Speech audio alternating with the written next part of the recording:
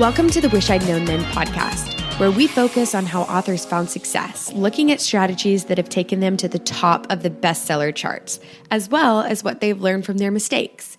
Because being an indie author is more than knowing the latest marketing trend. It's about being innovative and creative and learning from your mistakes. Welcome to the Wish I'd Known Then podcast. I'm Sarah Rosette. And I'm Jami Albright. And this week on the podcast, we have Sacha Black. Yes. So this was a fun interview. We laughed a lot. Oh, so fun. Yeah. And really informative. Sacha's got some good things to say about finance, like if you're trying to quit your day job. And so we talked about really practical stuff like that. But then we also talked about just being your authentic self, which I thought I enjoyed that part of the interview. I did too. And it's so true. It's so absolutely true. Yeah. I think in this business, there's a tendency to want to be like other people because, other people, aspiring to be like other people. And really, it's just about who you are. That's what will actually draw people to you. And she's so smart, and she's just, I didn't know she had education-wise, all the degrees and masters and stuff. Yeah. And so that was really interesting. But it was a great interview. Yeah. So what's been going on with you this week? Well, let's see. I've been doing all kinds of stuff. I'm doing the special edition of the print book. And so I've signed 50 books last night and numbered them. And I'm going to hand stamp the end pages and then send those out. So I've been figuring out how to set that up on my website to do direct sales. So I decided to use Woocommerce. It's this plugin that you can use. And so I have to test it. And so once I test it, then it will be time to launch it. So I'm a little nervous, but I think it'll go fine. But so that's been fun. And doing a lot of promotion stuff for things that like I'd signed up for the holidays. And basically I've done like no writing, but lots of work that needed to be done. So kind of shifting gears to get stuff done. So, right. Yeah. Nice. Yeah. What about you? What have you been doing? Very good. Very good. Well, I did not do the intro last week because I was sick as a dog and was afraid that I had COVID, but I did not. And then Monday just felt great and have continued to feel good all week, thank goodness. So I've been writing and kind of gearing up for my promotion next week of putting all my books at 99 cents. This could be the worst thing I've ever done. It could be the best thing I've ever done. We'll see. I'll let you know. She'll report back. And so I just feel... Yeah, I'll report back. I'll be the guinea pig. So we'll see how that goes. I'm not putting the new release, which came out in January, at 99 cents, but I am putting my 4 brides books at 99 cents. So we'll see. So I've set up a bunch of promotions. I've got some newsletter swaps. I'm going to run BookBub ads. I'm going to run some Facebook ads. I'm going to do BookBub ads. I'm counting on those to work, and if they don't work, then I'll go back to Facebook ads. But with 99 cents, and because I'm doing the whole series, I'm putting the series link in, and so I'm hoping that will. Yeah. So we'll see. I'll let you know. Good. That'll be good. Yeah. And I remembered another thing I've been doing. I had my final upload of all my vendors for book 6 in the historical series because it launches on the 1st. So I'm doing that again where I'm emailing a chapter each week in the lead up, like a sneak preview to people. So, and my readers seem to really enjoy that. So I'm doing that again. So that's great. Yeah, I was like, I know I have something else going on, but I can't know what it is. It's a book launch. Yeah, there you go. I got a book coming out. So if you're in the U.S. and you are celebrating Thanksgiving, whether you're celebrating alone or with family or whatever, happy Thanksgiving. Yeah. If you're in the rest of the world, have a good week. Yeah. Have a nice Thursday. Exactly. So here's Sacha's interview. So today we have Sacha Black with us on the podcast today. Welcome, Sacha. How are you? Hello, thank you so much for having me. We're so glad you're here. I think this is going to be a fun interview with lots of good information. So let me read Sacha's bio really quick. She is a best-selling author, a rebel podcaster, and a professional speaker. She writes educational nonfiction books for writers and fantasy books for both young adult and adult audiences. She lives in England with her wife and son. So glad to have you. Thank you. Thank you so much for having me. So, Sacha, tell us how you got into writing. Well, I was very typical in one way because I was one of those children who read quite literally everything I could get my hands on. My mum was always torn between telling me off because she'd come into my bedroom and she could see, you know, the duvet pyramid and this glowing orb under the bed where I was reading, and also, you know, praising me because I'd read my 10th book of that week or whatever. And so I think I probably, if I'd been more self-aware, I probably would have like intentionally written much earlier than I actually did. But to my mum's credit, she did, you know, very sensibly suggest that I get some kind of degree in a career as a backup. Lots of parents do that, you know, very sensible in this day and age. So off I trotted to university. I have a degree and 2 masters, which is a very long story. And I very nearly did a PhD. Well, I did get a scholarship to do a PhD, but I didn't do it in the end. Anyway, and then I went and got a proper job because, you know, university is wonderful, but the realities of adulthood tend to crush your creative dreams out of you.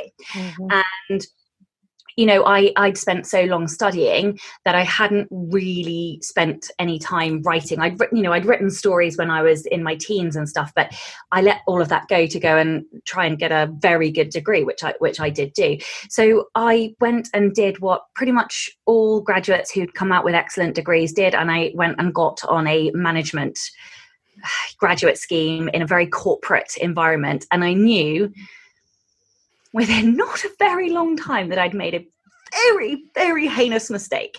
And but I was stuck because the scheme was 2 years long and I had to stay. Otherwise I'd have to pay back like course fees and this, that, and the other. So anyway, I turned to blogging because I needed an outlet. And I think we'll go into this a bit later, but I wrote under a pen name and I drank wine and I ranted, and then after ranting for quite some time, I sort of remembered that I really enjoyed this writing lark, and so I went and did a NaNoWriMo, and I pulled out all my notebooks from when I was a kid in the loft and found a couple of stories and wrote a nano, which was utter, you know, not poo-poo basically, and but I didn't give up.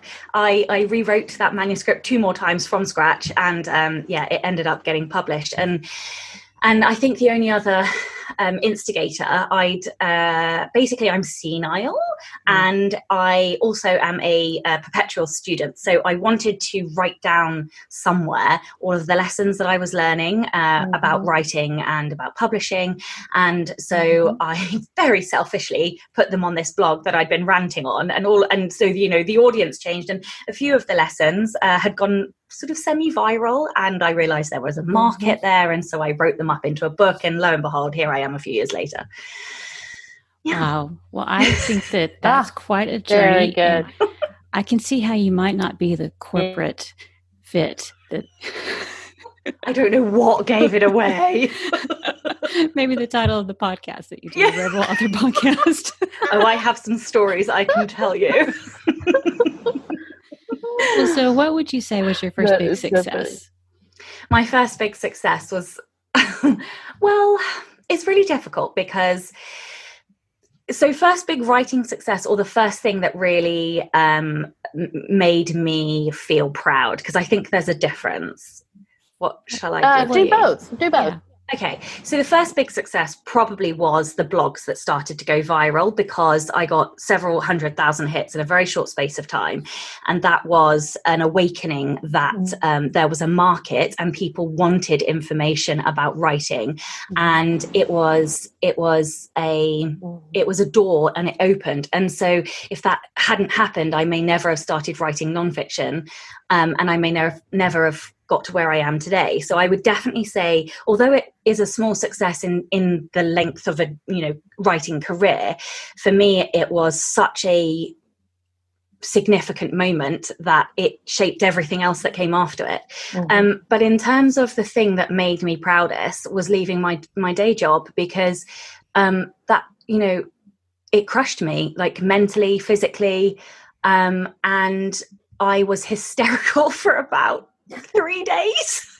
And I remember phoning my friends and FaceTiming them, and they took screenshots. They are such good friends. And they took screenshots, which they do like to roll out every so often. No, but it's such a it takes so much faith in yourself and grit to keep going, because there are dark days on that journey to leave your day job to do this full time.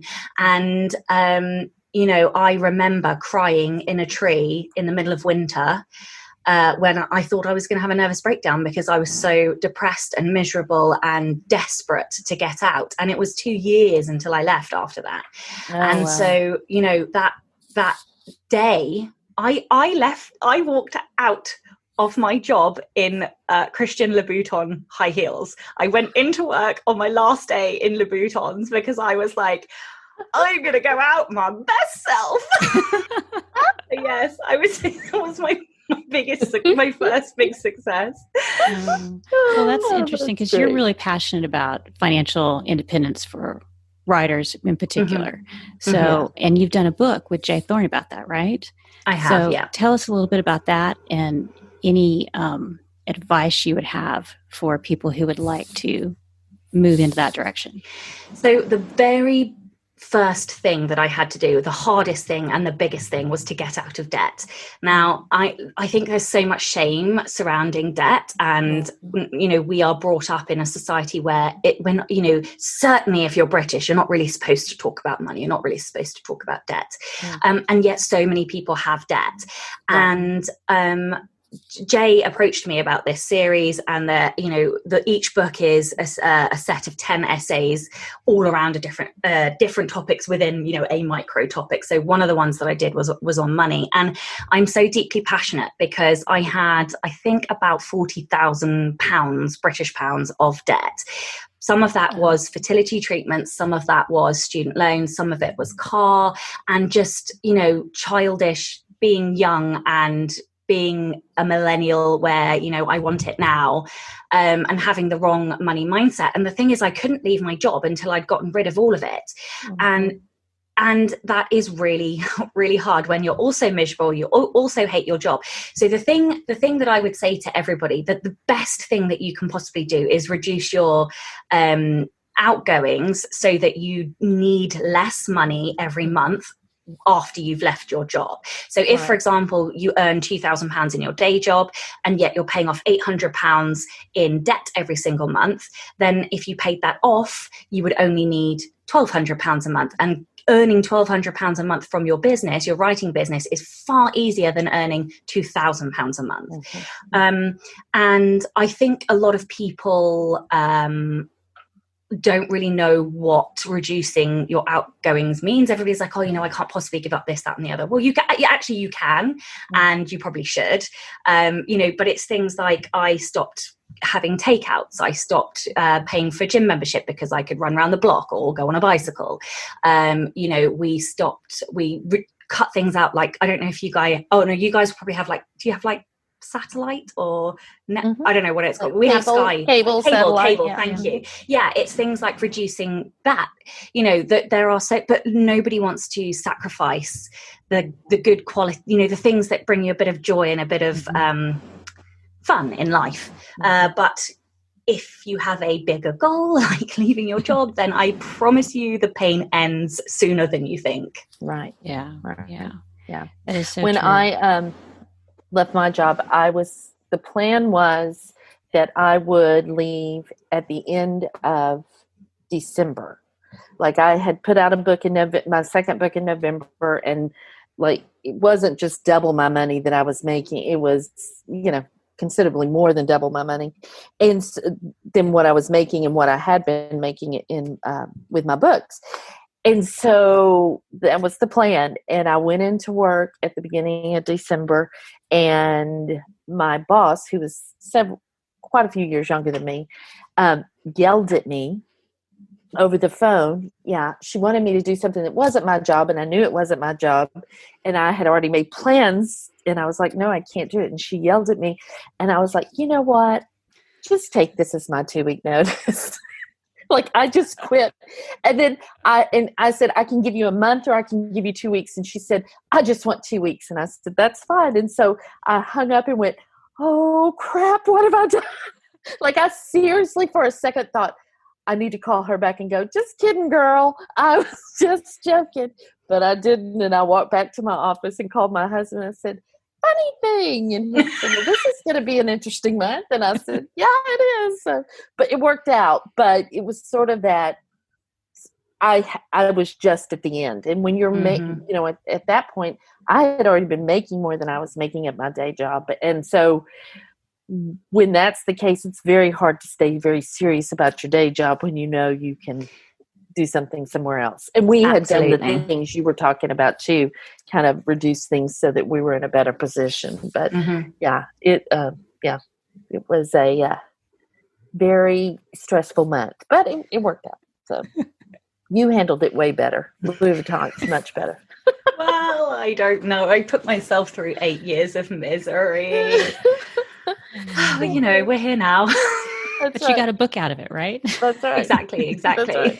Yeah. So and you can tell people that they can do it too, which is huge. They can. Because I honestly, I genuinely thought it was never going to happen because it felt endless at the time. Like, it literally felt like an endless amount of money that I would never be able to pay off. And I was so stubbornly determined to be able to walk out of that job that I just poured every single cent I had into getting out of debt. That's so awesome. And then I'm assuming you had the support of your spouse as well to do that. To get out of debt or to leave my day job? Well, kind of both, but yeah. So I paid that off myself out of my own salary. So my partner obviously supported me, but no, we've always paid 50-50 for everything, and I paid off my debt by myself. Oh, wow. Well, that's great. That's great though. But because I think it's important to have a supportive partner when you're trying to do those things as well too. So, well, tell us what you wish you'd known about writing and craft. So I had to think about this because I have learned so much. And I think it actually comes down to something really fundamental. I wish I'd learned how to learn effectively earlier on, because I think I would have developed my craft quicker.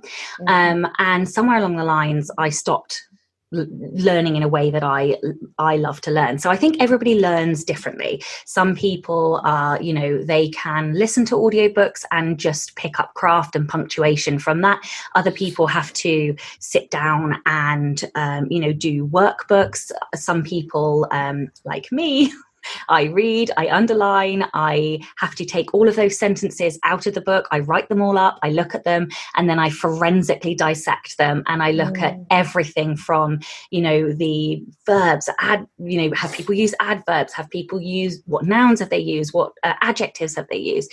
What's the cadence of this sentence? What literary techniques are they using? Are they using juxtapositions? Are they, whatever it is? And I break it down to a forensic level. And I wish that because of the amount of books that I have read, I wish I had done that so much younger than I had started doing it.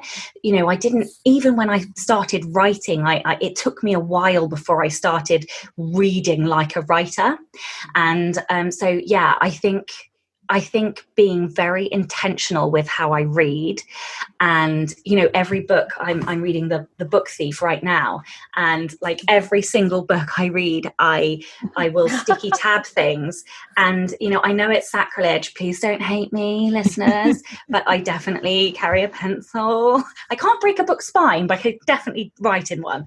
And I will write notes to myself about every time I see something that's beautiful or makes me stop or go, "Ooh, I don't like that," I will write down why I've reacted. What was my reaction? What do I think made me react that way in the sentence?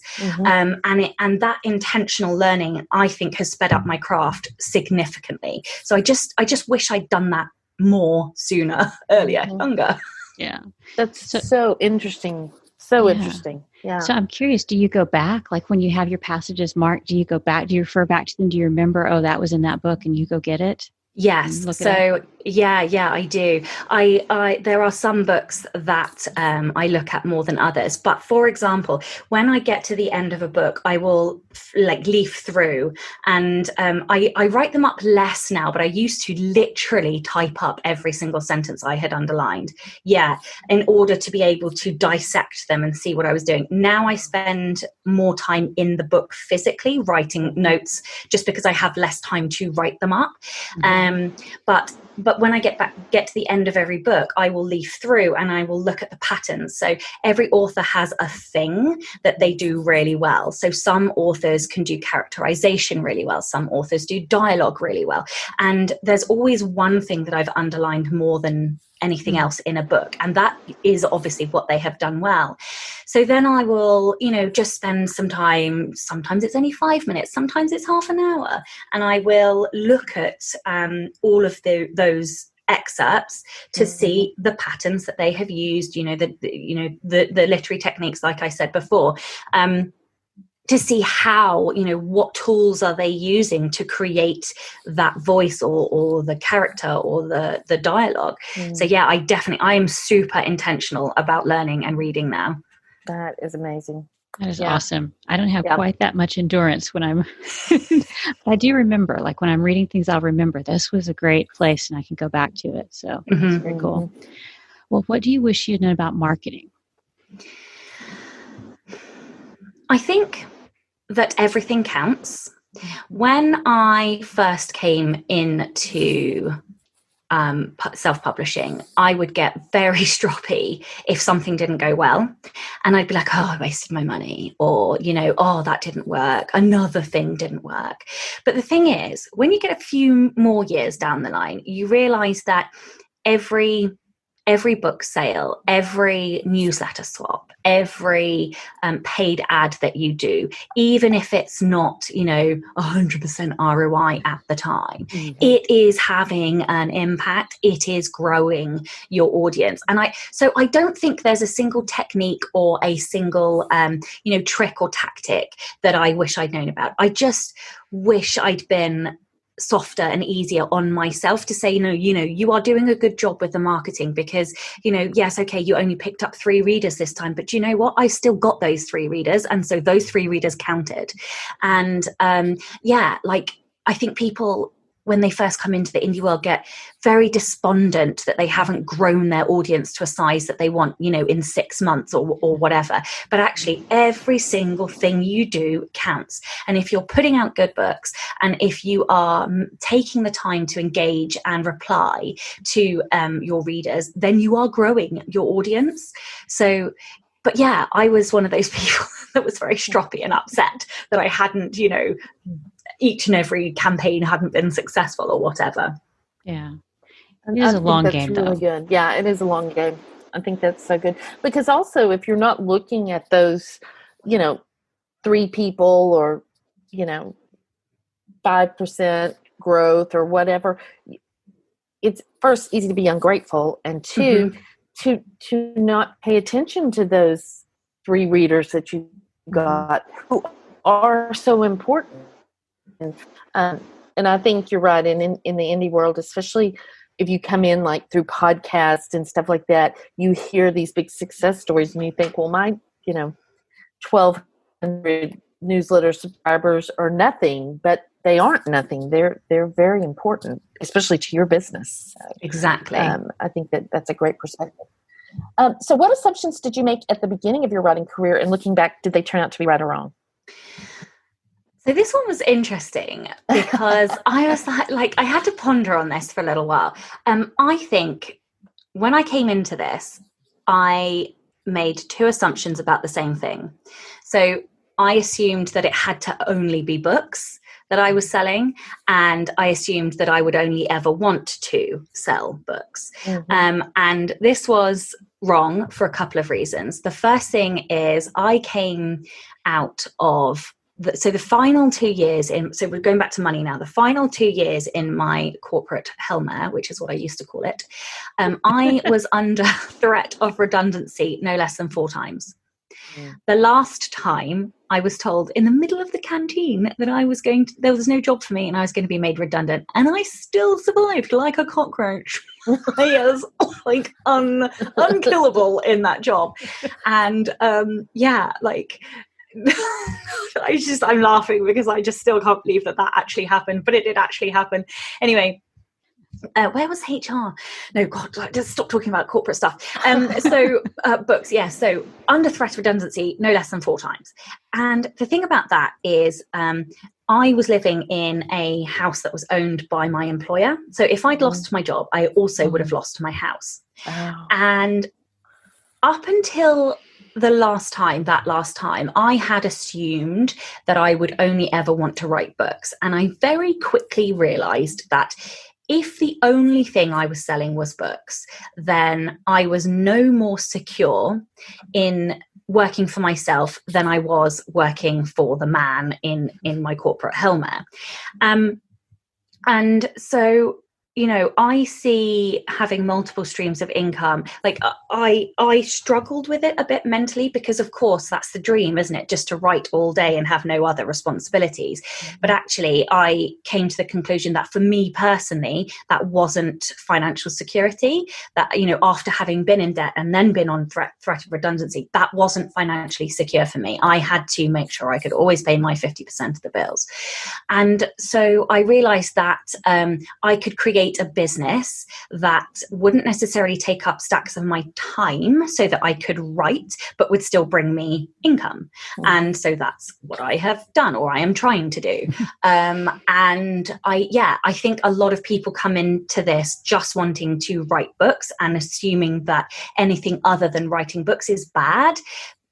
Or not proper, or you're not a real author. And I just call utter BS on that, because think about your financial safety. If you don't have other streams of income, or you don't have a partner to support you, if your business goes under or whatever, what are you actually going to do? Mm-hmm. So yeah, I think I came into this thinking that I would only ever want to write books, which was just, I have so many interests. Like I want to do a little bit of this and a little bit of that. But also that was, what working for myself meant, and that was wrong. So yeah, that's good. That's where you and Jay Thorne are alike, because he feels the exact same way about that. Yeah, and I know it's not for everybody, right. And that, I'm not suggesting that everybody has to have 10,000 different things going on, but I do think having some kind of other income, whether that's a partner or, whether it's another rented property or an investment portfolio or a 401 or whatever, so that you are not, because we all have bad book months, even the success, even when we're successful, we have bad book months, so yeah. And we can't control the market, and what happens in the markets and what happens in genres, things go up and down. So I was curious, would you give kind of an overview of like how you break out your multiple streams of income to give people some ideas of different things they can do if they're interested in diversifying? Yep. Okay. Wow. Okay. How long do we have? Okay. Yeah. So, obviously I have Not all of books. them, just a few. Yeah, I know. Okay, so I have books, and next year will see me have audiobooks. I have courses. I get speaker fees by speaking. I have podcast sponsorship, Patreon, merchandise. I have I do freelance work occasionally. I do consulting. What else? Goodness me. I'm trying to think now. There's a few anyway. Yeah. That's a lot. And I think it is good to think about what else you can do, because I've always been someone who is like, I wanted to write and I focused on writing the books, but I've also done some other things along the way, and I've been wide. So that's helped me diversify. Mm-hmm. But it's really nice not to have to write all the time, because writing fiction is draining after a while. And it's nice to be able to kind of switch gears and do something completely different if you want to. I think it's great. So, right. So, all right. So another question we like to ask is, have you ever made a mistake that turned out to be a good thing? My name. Oh, no. Yeah. So Sacha Black is not my real name. And okay, so I don't know if it was a mistake, but like, obviously I was being very rebellious and underhand by, basically publicly ranting about my day job. That was a mistake. Because, then I started publishing and I sold a lot more books than I anticipated, and then people started finding out. And so obviously I had to very quickly pull down everything that I had said about my day job. But because I had, so really that, it turned out to be a good thing, because my real name is ridiculous. It's extremely long. It would never fit on a book cover anyway. I had started this blog, and then I'd obviously gained traction. I mentioned the post that sort of, gave me a few 100,000 hits in a very short space of time. And then I already had an audience under my pen name. So I had thought about having a pen name because of my real name, but it kind of was a mistake. Like I never, until it happened, I didn't intend to publish under this name. It just so happened that I built the audience, and then it was too late. I had to just carry on and roll with it. So here I am. And now, like, everybody in my life calls me Sacha, or apart from my wife, who's always like, all the people are calling me, Sacha or whatever. But so. That's great. So what about the opposite? Have you ever done something you thought this is the home run, and then it turned out not to be? So my second book, my second nonfiction book, was about heroes, and my audience had asked for it, and it wasn't a home run for a couple of reasons. I didn't particularly want to write it. I was writing it because I was asked to write it, and then I assumed it was going to sell really well, and then it's always been my weakest seller. I mean, it still sells, but it doesn't sell like the others sell. And so I think I learned a lesson that yes, your audience can ask you for stuff, but unless you are deeply passionate about that, it's probably not worth your time to do it, because I didn't really enjoy writing it either. And that's probably shows, and probably why it's not one of the biggest sellers. And the other thing I did, because I wasn't as invested in it, I wasn't as attentive to the details, and I accidentally uploaded my workbook into the textbook file, and the pre-order locked out, and it got sent out to all of my people who had pre-ordered. So yes, definitely not a home run. I did salvage it. Amazon very, very thankfully pushed out the correct version onto the Kindles. But I tell you what, I definitely earned myself a fair few grays for about 3 days before it got pushed out. But yeah. Oh, that's oh gosh. Well, that's a nightmare. Yeah. I was updating some books, and I accidentally uploaded. I have 2 nonfiction books, and I switched them on one retailer. And somebody emailed me and was like, "How can I get this? How to write a cozy? I've got how to write a series." And I was like, "Oh no!" My heart just dropped. So you're not the only one that's happened to. Yeah, so it is like it's horrible. Like it's this like gaping cavity of panic that just sort of like I can't think of the way it it's bad. falls you out, it's like, it's horrible anyway. It's horrendous. It's really horrible. Yeah. I think that's happened in some form or another, happened to a lot of us. Yeah. Yeah. Well, we have a Facebook group for the podcast, and we asked them if they had any questions for you, and they had a couple. So this is a question from the Facebook group from Claire, and she would like to know, she says, Sasha's amazingly productive across a lot of different areas. I'd love to know her tips for moving from one thing to another quickly without losing focus or momentum, and how she gets so much done. Okay, so do you guys know, this is such a hard one to answer and also very, very easy to answer in the same way. Have you guys ever heard of like Becca Syme and her strengths? Yeah. Oh, yeah. Okay, do you guys know your strengths? We're both Big fans. Yes. I'm number 1 competition and number 2 achiever. So my plate generally is bigger than average in terms of the amount that I can put onto that plate and the amount that I can do. So I think naturally and that's not the answer that everybody wants to hear, I know. Naturally, I think I can just do a bit more. I also have focus in my top 10, which also helps me deliver. But in terms of some of the things that I do, I don't have much of a social life because this is everything to me. So, and the last year we've nobody's been out, nobody's done anything. So I sacrificed my social life about 5 years ago and haven't really had much of a social life since. So when I write, I tend to write in sprints on Zoom. So I'm super accountable. I have like one other person who I'm on Zoom with, and they know if I pick up my phone. So there is no procrastinating when you are sprinting. So I use sprints. What else do I do? I know I have a very, very accepting wife who allows me to work in the evening sometimes.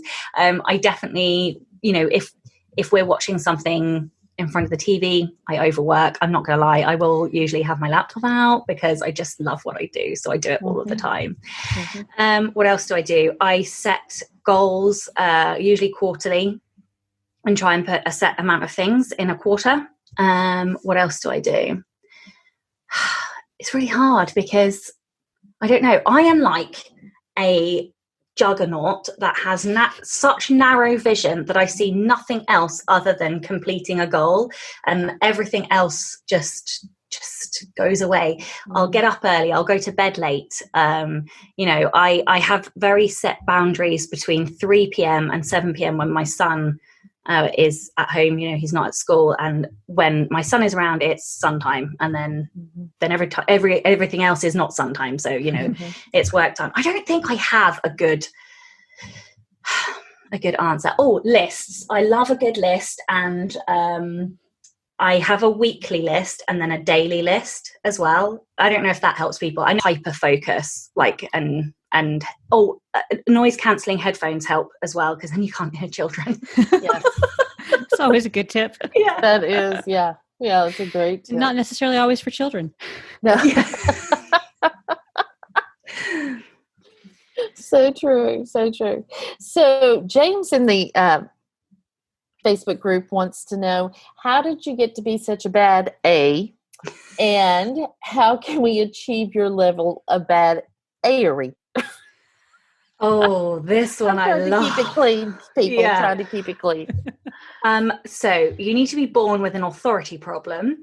Yeah. So we're back to the strengths again. Yeah. So, well, I think whenever anybody asks you to do something, say no. Always. So I have a reputation for like breaking the rules. Basically, the way you do it is by not conforming to anything. So, for example, I worked in an incredibly corporate environment, and they told me I wasn't dressed corporately enough. So I rocked up in leggings and Converse trainers the next day and every day thereafter.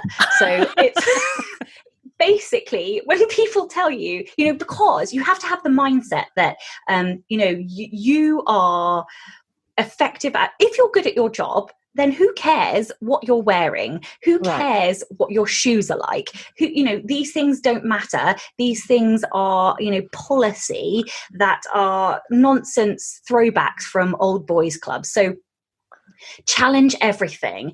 It's probably why I had to leave. I'm sensing a theme here. But it's so much so that they told me my personality was a risk to my reputation. Oh, honey, like my personality is my reputation. So yeah, like challenge everything. Never accept anything at face value. So I'd be told, we have to do it this way, and then I'd be like, but why?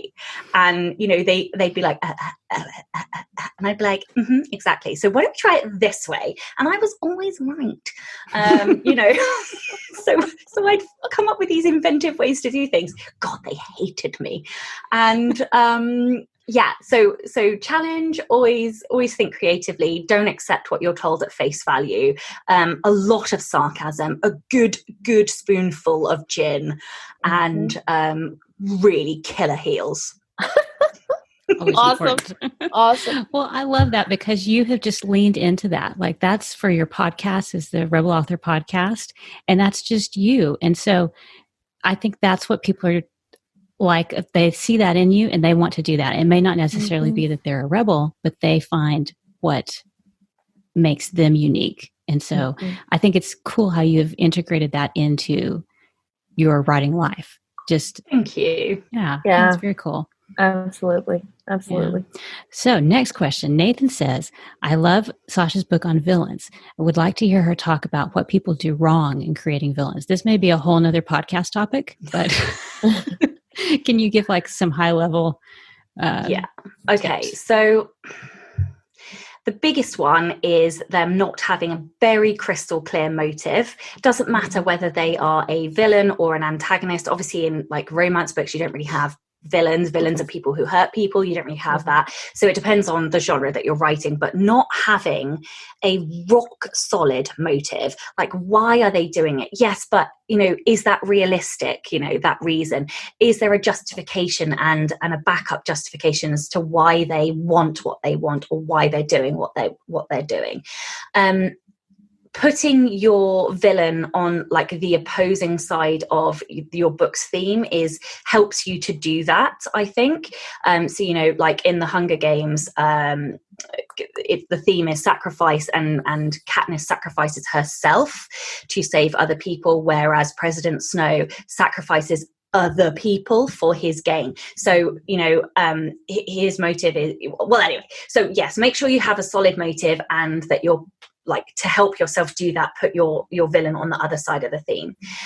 Another thing that people do is they don't give the villain any personality. And by personality, I mean that they are a plot device. They are there solely to cause problems for the hero. And so if you ensure that your villain has a life outside of the plot, that really helps. You don't have to necessarily put acres and acres of this life onto the page, but it's just the odd little mention here and there to make them give them that depth. And added to that, the last thing that I would say is to give them some redeeming feature. Now, everybody says redeeming, and they don't really talk about what that means. But what it means is, give them something to care about, or show that they have kindness despite their flaws. Not everybody is an a-hole all of the time. And so does your villain have a family member that they care about? Do they have a pet that they love? Do they perhaps show mercy on the hero at some point? You have to have, they talk about this save the cat moment for the hero. Hopefully everybody knows the save the cat moment. But you kind of need a save the cat moment for the villain too, and not many people actually do that. That is very interesting. I hadn't thought of that. That is very cool. I like that perspective. So, switching gears, I'm not going to follow up on that because we could go down that trail for a long time. So, I also wanted to ask you about Alli, because you're very involved in Alli, the Alliance of Independent Authors. So, can you just tell us a little bit about how they help authors, in case somebody's not familiar with them? Yeah, absolutely. So Alli is the Alliance of Independent Authors, and I I don't know if this is a correct way to talk about them, but I kind of see them as a union for indie authors. Like, we have no trade union. Well, that is what Alli do. So there are a stack of benefits for being with Alli, and some include the fact that they campaign and lobby government nationally, like Europeanly. That's really good English. Well done, Sacha. On the European front, like all that digital tax on ebooks and stuff, they've had a hand in lobbying on that. They're working with other unions now on this ACX stuff. What else do they do? So they have a trusted a service partner list where John Doppler works on the watchdog, and every organization, whether it's like design work or editors or formatters, they will vet their service and their organization before they go onto the trusted partner list. They have discounts, like you always get free uploads with Ingram, stuff like that. They have forums, they have podcasts so they do podcasts on a Q&A, so you can email your questions in and they'll answer them. They do inspirational indie interviews. They do fiction and non-fiction podcasts. They do an advanced salon as well. Joanna Penn and Orna do that one. They have a blog which pours out stacks of content. They're doing lots of ultimate guides at the moment, so going far more in depth on a topic, and provide like all kinds of stuff on mailing lists and marketing, and stacks and stacks and stacks of stuff. Wow. And they're awesome. I'm biased, but they are awesome. They have tons of good content, and a lot of it is free. The podcast, blog, and I would say the free uploads and revisions at Ingram Spark, that benefit you get is worth the whole. I mean, it's paid for my membership many, many, many times. Oh yeah. If you publish if you publish 2 or more books in a year, you've paid for your membership. Yeah. So it's well worth it. So we'll put a link to that in the show notes, and so if people are interested, they can find out more about that. Yeah. So that's great. That's great. So, Sacha, tell people how what you've done to set yourself up for success. I struggled with this one a little bit, but I think we've circled it a little bit, and it's the thing that means a lot to me, which is being authentic.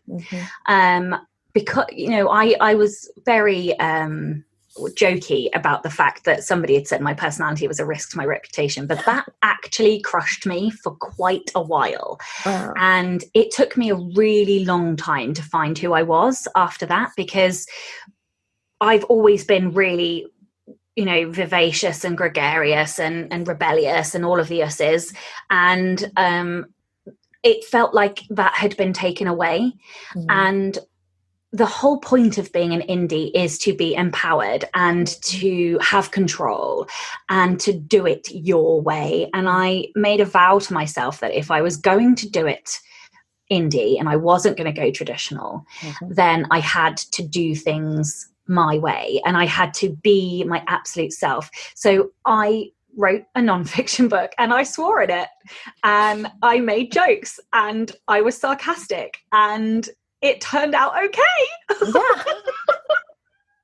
And now I have a sweary podcast, and I think it was a selfish act that has turned out really unselfish, because what it's done is enabled other people to find people like themselves. It's a little corner of the internet for rebels and eccentrics and people who think differently. And, everybody who was ever told that they weren't, a hero of their own story, well, this is where you can be your own hero, Right. So, I think in being authentic, I didn't, it wasn't like a conscious decision to go out and be my absolute self on steroids or whatever. I just did it because I was so sick of having to work in a place where you weren't allowed to be yourself. And I am so glad that I did that, because I have found a group of people who love that and who are that themselves. And, it's enabled me to grow my audience, to grow the podcast, and also to continue writing, because now I have an audience who wants these silly, sarcastic, sweary craft books. And I am so grateful that they found me and that I found them, and that we, it's mutual appreciation society. but yeah, like I think being myself, even though I was told I shouldn't be, is the best thing I have ever done. Right. Yeah. That's awesome. Such great advice. And honestly, you don't have to be like, I've had people tell me the same thing, and I'm pretty compliant, in a lot of ways. So but I'm much older than you. So it's taken me a long time to get to the point where I'm like, you know what, this is just who you get. When you get me, this is what you get. And it was when I made that decision that things really did start to fall in line. And you just sort of gain, there is power in that. And I think that, even if no one knows you have that power, you have that power. And I think that that's just wonderful, wonderful advice. Yeah. Yeah. Well, I think that's a good note to end on. So why don't you tell us where everybody can find your books and your podcast and all that you do?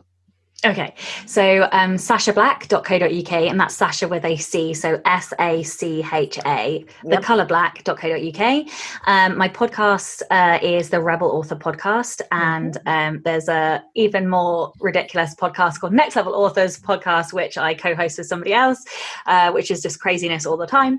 And in terms of like social media, the best place to see me is Instagram. That's where I'm most active, and that's at Sacha Black Author. All right. Awesome. Terrific.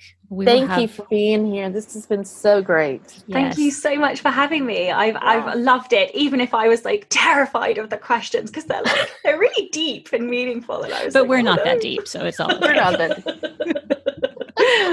All right. Well, we'll have all the notes and links and everything at wishidknownthenforwriters.com, and we'll see y'all next week. Thanks for listening. Bye, everybody. Thank you. Bye.